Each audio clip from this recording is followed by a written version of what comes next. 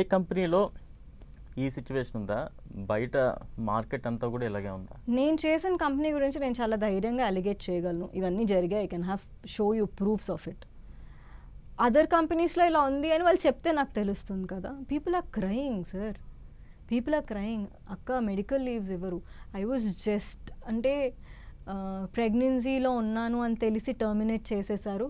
Because నేను 6 months leave పెడితే వాళ్ళు పే చేయాల్సి వస్తుంది కాబట్టి. పెళ్ళికి వెళ్తే రిటర్న్ వచ్చే లోపు మీరు టర్మినేట్ చేసేస్తారు. I'm hearing so many stories you know.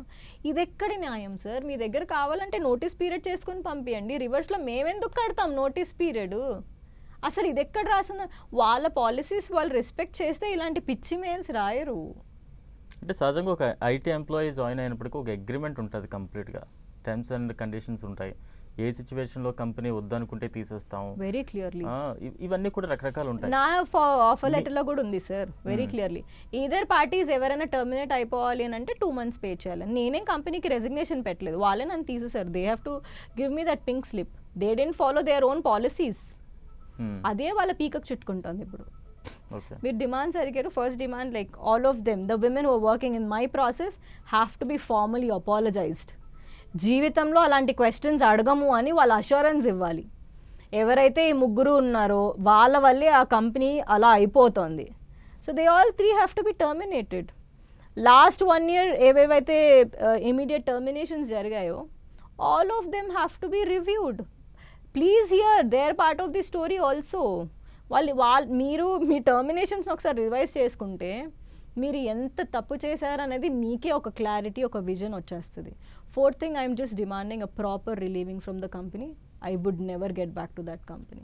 5th thing, ఈరోజు నేను ఇలా రోడ్ మీద రావడానికి, అందరితో ఇలా మాట్లాడడానికి, లేకపోతే నాకు అన్నెసెసరీ ఫేమ్ రావడానికి which is nowhere giving any good or benefit to me.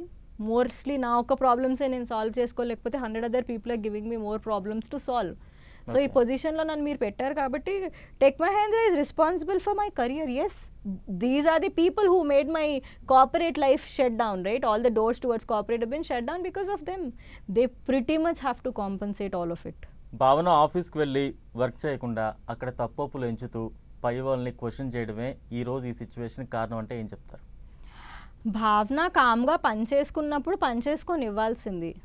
There is always one manager కదండి. నో మ్యాటర్ మీరు రోజు టైంకి వెళ్ళినా, నో మ్యాటర్ మీరు ఉన్నప్పుడు మీ బెస్ట్ ఇచ్చినా, నో మ్యాటర్ మీరు ప్రతి ఒక్కటి ఇన్ఫార్మ్ చేసినా కూడా, ఇన్ఫార్మ్ చేయలేదు అని చెప్పి తప్పు అలిగేషన్స్ పెట్టి నన్ను టర్మినేట్ చేసేసారు కదా.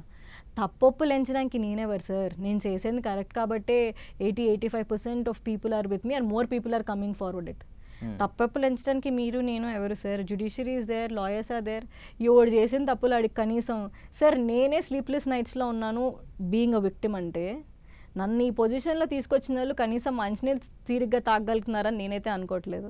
ఓకే, ఇదంతా మనకి ఎందుకు అని ఇంట్లో ఎప్పుడు ఎవరు మానట్లేదా? ఎందుకంటే సార్ నాన్న అంటారు is not in a position to take me through media. మీరు చూస్తే నాకు సోషల్గా కూడా అస్సలు యాక్టివ్ ఉండను. నాకు అసలు ఐడీస్ ఏం లేవు, ఏం ఉండవు. మొన్న కూడా ఇన్స్టా కెవిన్ వేశారు బికాజ్ వాళ్ళు పంపించే రీల్స్ చూడడం కోసం. I'm not active in media and I don't want. Sir I want to get back to that normal life where నేను పొద్దున్న లేచి వంట చేసి లంచ్ బాక్సెస్ పెట్టేసి యూనో ప్రాపర్గా నేను ఒక ఎన్వైర్న్మెంట్లో వర్క్ చేసుకొని 8 hours తర్వాత ఇంటికి వచ్చి అలసిపోయిన నేను ఇల్లు చిమ్ముకుని బట్టలు చదువుకుని, అలాగే నాకు నా నార్మల్ లైఫ్ బ్యాక్ కావాలి సార్. I don't want all of this fame. Yeah, as any have I'm in limelight right now. ఎవరైతే నా అలాగా ప్రాబ్లమ్స్ ఫేస్ చేస్తున్నారో, if they are protesting I will be a part of them.